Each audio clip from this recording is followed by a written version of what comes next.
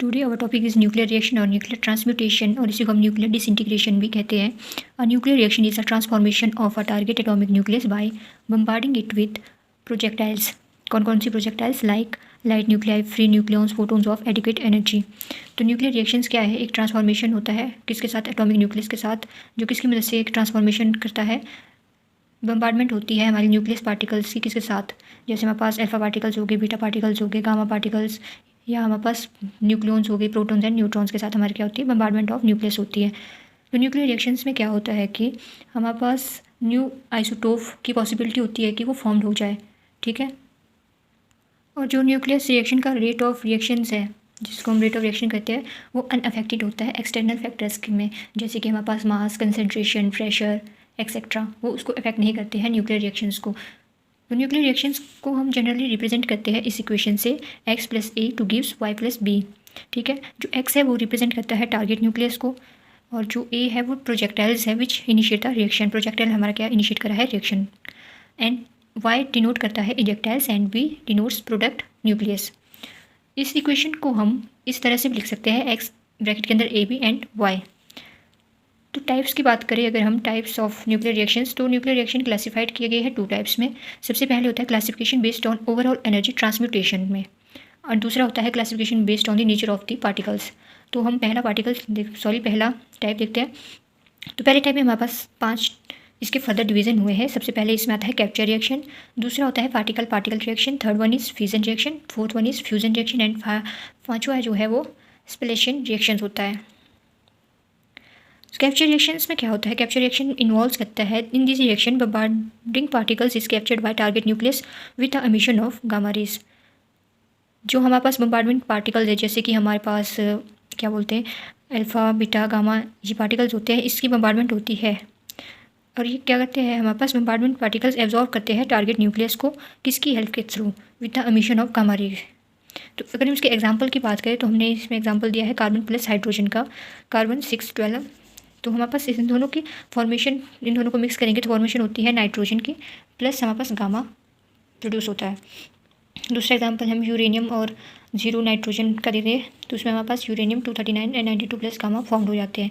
Second था हमारे पास particle particle reaction. In this reaction the bombardment particle is absorbed by target nucleus to form the compound nucleus. इसमें क्या होता है कि जो हमारे पास बम्बार्डमेंट पार्टिकल कैप्चर करते हैं टारगेट न्यूक्लियस को, और क्या करते हैं? फॉर्म करते हैं कंपाउंड न्यूक्लियस, जो फर्दर ब्रेक डाउन होता है और हमारे पास फाइनल प्रोडक्ट दे देता है। इसमें क्या होता है कि बम्बार्डमेंट पार्टिकल कैप्चर करते हैं टारगेट न्यूक्लियस को, यहाँ तक का सेम है, पर किसकी हेल्प से वो कैप्चर कर दे? With the emission of gamma rays. And इसमें क्या होता है कि बम्बार्डमेंट पार्टिकल एब्जॉर्ब करते हैं टारगेट न्यूक्लियस को, एंड हमारे पास कंपाउंड न्यूक्लियस फॉर्म कर देता है। और इसका एग्जाम्पल हम देखते हैं, ये इसका एग्जाम्पल, ये हमारे पास एल्यूमिनियम का कंपाउंड न्यूक्लियस है। तो हमारे पास क्या होता है कि बम्बार्डमेंट पार्टिकल क्या करे थे? इसको एब्जॉर्ब करे थे, और हमारे पास क्या बना रहे थे? टारगेट सेल को एब्जॉर्ब करे थे और कंपाउंड न्यूक्लियस फॉर्म करे थे, जो फर्दर हमारे आगे ब्रेक डाउन होकर फाइनल प्रोडक्ट देते हैं। तो ये हमारे पास एग्जांपल है। इसमें हमने पहले सोडियम लिया, एल्यूमिनियम, फिर मैग्नीशियम एंड मैग्नीशियम। जैसे इसमें आइसोटोप में डिफरेंस हो जाता है थोड़ा थोड़ा, जैसे यहाँ पे सोडियम 11 और 24 प्लस हीलियम के साथ हमने इसका रिएक्शन किया, तो हमारे पास क्या बन गया? एल्यूमिनियम बन गया, ठीक है। उसी तरह हमने एल्यूमिनियम के साथ न्यूट्रॉन का बम्बार्डमेंट की, उसके बाद हमारे पास क्या बन जाता है? Aluminium plus gamma rays produce हो जाती है। फिर मैग्नीशियम के साथ, फिर मैग्नीशियम में इसमें आइसोटोप की जो पोजीशंस है वो चेंज होती रहती है, बाकी कुछ नहीं होता है। इसमें हमने 2 हाइड्रोजन लिए, इसमें हमने 1 हाइड्रोजन लिया, फिर हमारे पास सोडियम एंड मैग्नीशियम के साथ हीलियम एंड हाइड्रोजन प्रोड्यूस हो जाता है। तो इसमें हमारे पास पार्टिकल पार्टिकल रिएक्शन में कंपाउंड न्यूक्लियस की फॉर्मेशन होती है, जो फर्दर हमारे पास क्या देता है? प्रोडक्ट देता है। थर्ड वन था फिजन रिएक्शन। फिजन रिएक्शन में क्या होता है कि हैवियर न्यूक्लियस ब्रेक डाउन करता है किसमें? 2 और मोर लाइटर न्यूक्लियाई में, जो कि हमारे पास ऑलमोस्ट इक्वल साइज़ के होते हैं। और जो लार्जर अमाउंट, इसमें क्या होता है कि लार्जर अमाउंट ऑफ एनर्जी हमारे लिबरेट हो जाती है, मतलब निकल जाती है, ठीक है।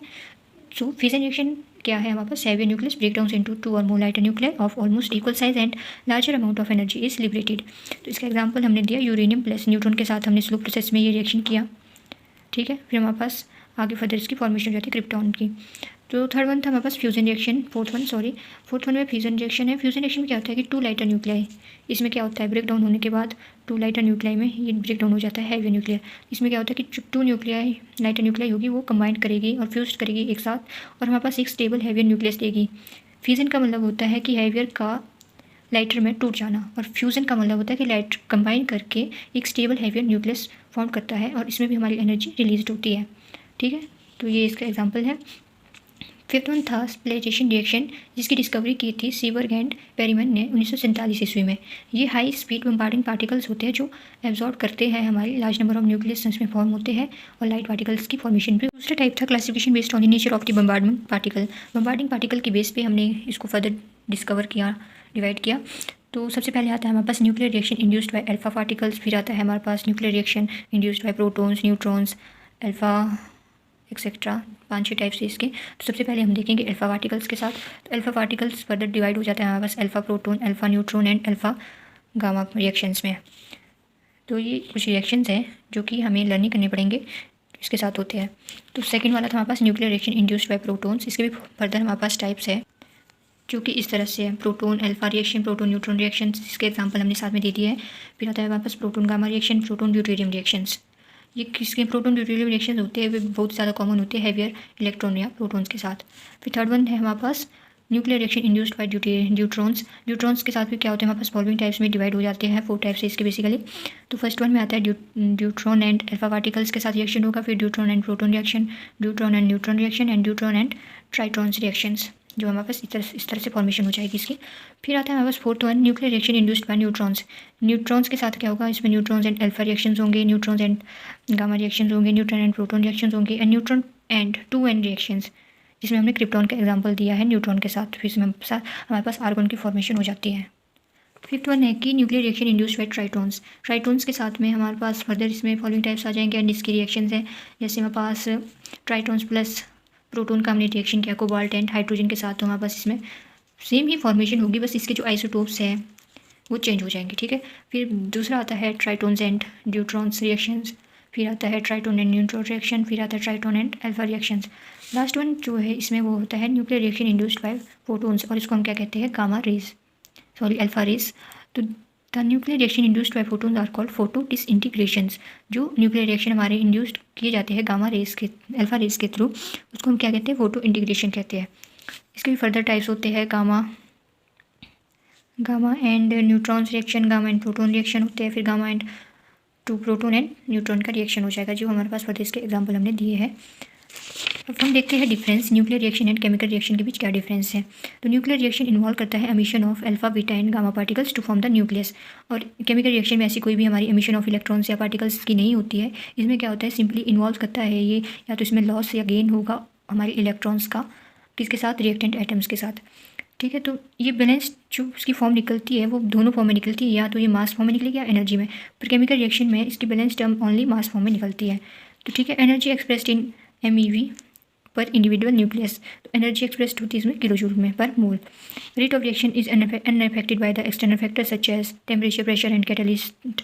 और इसमें क्या होता है कि rate of reaction influenced by external factor, इसमें अनअफेक्टेड होता है एक्सटर्नल फैक्टर के through and hair influenced by external factors. Chemical reaction में कोई भी पॉसिबिलिटी नहीं होती है कि न्यू आइसोटोप फॉर्म्ड हो जाए। As compare to nuclear reaction there is the possibility to form the new isotope.